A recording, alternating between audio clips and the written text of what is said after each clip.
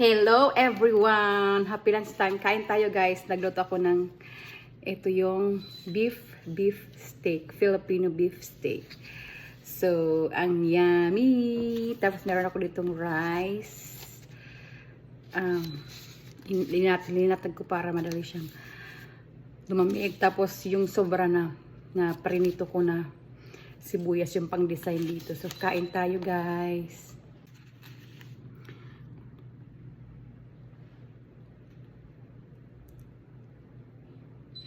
Kain tayo guys. So ito na yung aking food.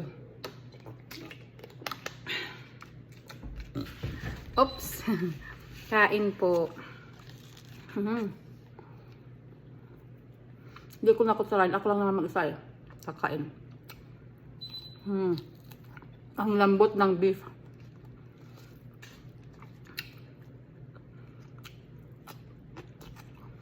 Ang sarap yung sibuyas.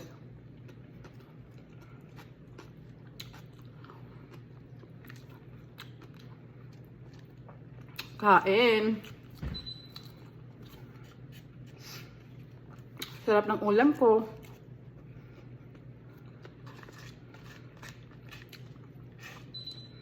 Parang may pista. Yung pagkaluto ko, lasang fiesta siya. Yung mga niluluto sa fiesta.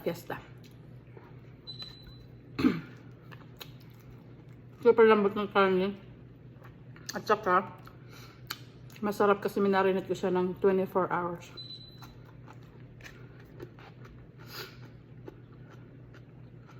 At nilagyan ko ng oyster.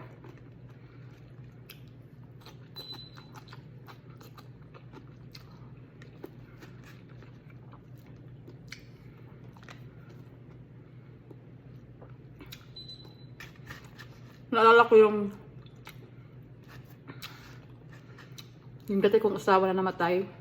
I mean, nung nabubuhay pa siya. Paborito niya to. Gusto niya na pag nagluluto ako ng ganito, madaming sibuyas na toppings. Tapos pag hindi naubos pag toppings, yung ganito may extra, kinakain na rin.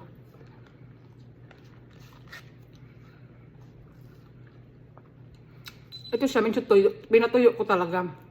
Pero pag nagluluto ako noon, ayaw niya kasi ng sobrang tuyo. Gusto niya meron man matitirang sauce kasi pinangahal niya sa kanin. Yun din yung ano ko, yung jowa ko ngayon. Gusto niya to. Kaso, ayaw niya lang ganito na tuyo.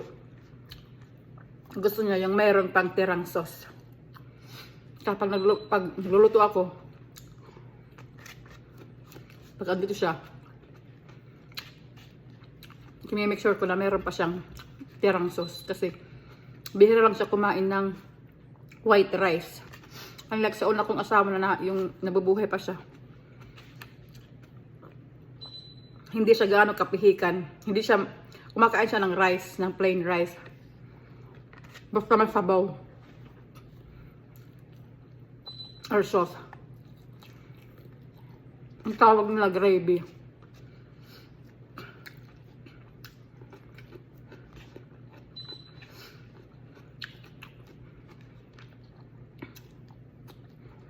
Mag-i-enjoy kayo sa pag meron sauce.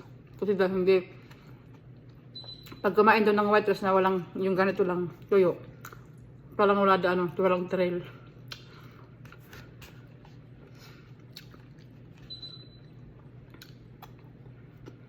Kaya, kailangan meron tignan yung naninipis ng ko, oh. Ang juicy, oh.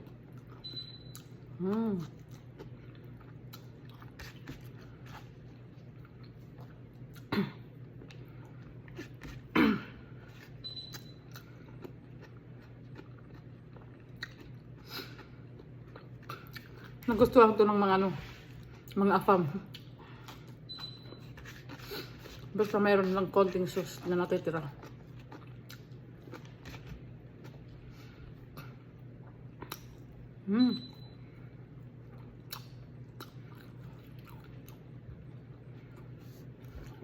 Wala akong rice. Ayoko na.